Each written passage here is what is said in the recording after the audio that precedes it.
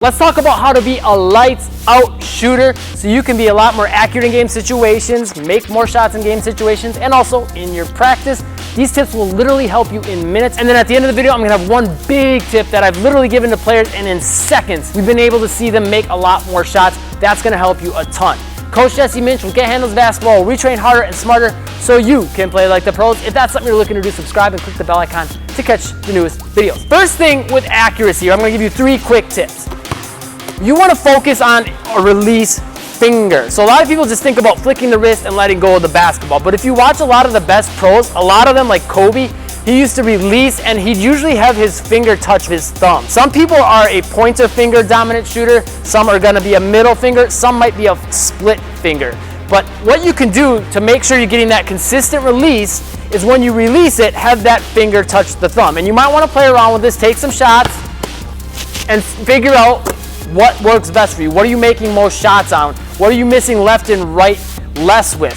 You never really want to try to miss left or right, and you never want to miss short. So if you can get this part down, you shouldn't be missing left and right nearly as often, but it's a big key that you're paying attention to figuring out which one is comfortable for you and then making it a habit. Just simply feeling that touch alone will let you know that you're getting that alignment right. And now you can focus on the rim and not sitting there looking at your fingers when you're shooting, right? That's not gonna help you make too many more shots.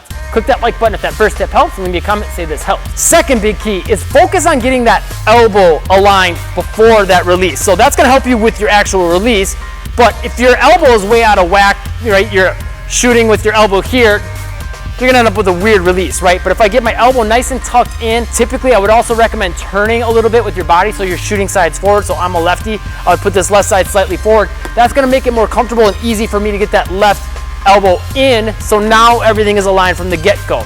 With this, I would recommend you get that elbow lined up with the rim too. So don't just kind of have it here and it's in, but it's not really lined up with the rim, or it's in and I'm turned this way, right? We want it lined up so the middle of the little divot here in my elbow is lining up with the rim. That'll help make you a lot more accurate with your shots. Third big tip, and this is one you probably think you're doing great on, but if you actually pay attention, I bet you're not doing as good as you could be. This is something Steph Curry excels at, and it's probably why he's probably the best shooter ever to play the game. Big reason, there's other reasons, obviously practice plays a part in it, but he really gets his eyes locked on his target very early.